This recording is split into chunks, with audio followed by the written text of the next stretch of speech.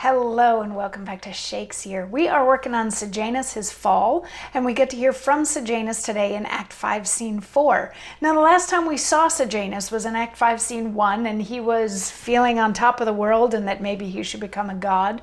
But there were some pretty ominous omens that had been happening around him, so Terentius was able to convince him that yes, he should make one more sacrifice to the gods to try to get rid of some of this bad mojo. And he's like, all right, fine, we'll make a sacrifice to fortune, and then you will all see how silly you're being about all of these things. And then in Act 5, Scene 2 and Act 5, Scene 3, we were hanging out with Macro a little bit, who is trying to set up a meeting for the entire Senate to get together, and there's going to be guards all around, and it's going to be super early in the morning, so we know something's going to happen there, but we're not exactly sure what yet. So here we are in Act 5, Scene 4, and we are in the chapel in Sejanus' house, and they're getting ready to do this sacrifice to the goddess Fortune. So they have a statue of her and all the stuff, and the herald is there, and he's like, only pure people allowed in here. And then the priest is like, everybody has to come in with pure hearts and pure minds and pure vestments and pure offerings, all of these sorts of things. Everything has to be right and done correctly. And they start doing the actual sacrifice ritual. Like first they taste the honey to make sure that it's okay, and then they put it on the altar, and then they taste the milk, and they put it on the altar, and they like burn some stuff, and then they put some poppy on it and everything.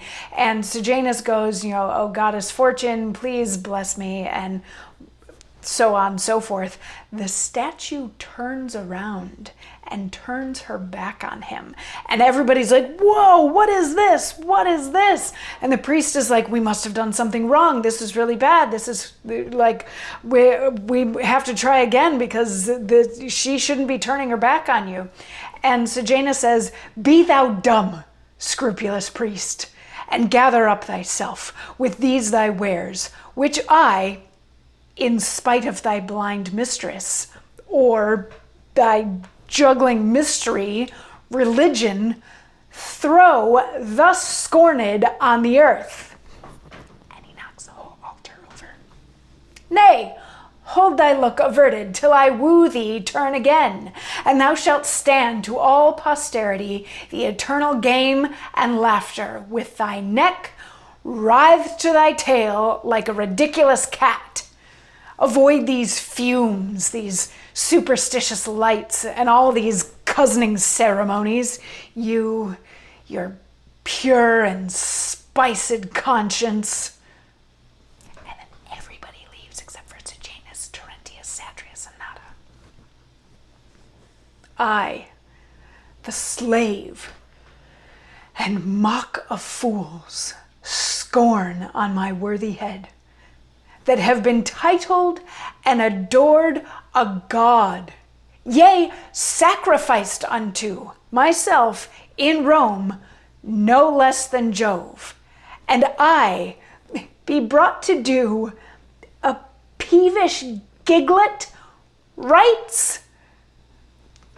Perhaps the thought and shame of that made Fortune turn her face, knowing herself the lesser deity, and but my servant.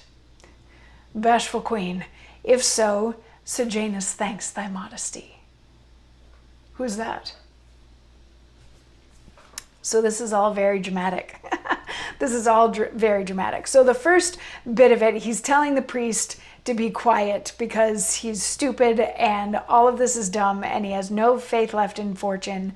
So he's like, I'm going to take all your stuff and just get rid of it. So he like wipes the altar, he throws everything on the ground, he knocks the statue over, and then he's talking to the statue and he's like, you did the wrong thing by turning your back on me. I'm going to make sure that you look foolish for the rest of your days. And then everybody leaves except for Sejanus, Terentius, Satrius, and Nada. And Sejanus continues on. He's like, poor me, woe is me. How can this be happening to me? People have prayed to me before as if I was a god in the same respect as the god Jove. And I have to come here and ask this stupid, piddling little goddess Fortune for good things. He's like, maybe that's why she turned her back, because she knows that I am better than her. So she turned her back on me because she is the lesser deity, and she was ashamed that I had to bring these things to her and ask her for help. He's like, you know what, Fortune, if that's the case, thank you. I appreciate your modesty. And then his attention gets pulled over here because Pomponius and Minucius enter, and they're like, things are a little weird at this point. They've put a head back on your statue in Pompey's theater, but it has a noose around its neck, which is maybe not great. And also we saw this giant fireball in the sky. And Sejanus is like, that just means that Macro's back. And they're like, Macro's back? Do we need to worry about this a little bit? And Sejanus is going to give them some instruction in the form of a monologue tomorrow. So we might be starting to see the start of his fall. You know, his bed fell apart. He had some servants die. There was a cat that walked between his legs. There was black smoke spewing out of his statue, and then a serpent emerged from it. Now the goddess Fortune has turned her back on him, and there was a meteor in the sky. His statue has a noose around its neck. Yeah, these things to everybody else are appearing omens of potentially bad things might be happening to Sejanus in the near future. But of course, he's not deterred yet. He still thinks that this could be because he's better than the other gods, and yeah, and he thanks them for their modesty, which is, yeah.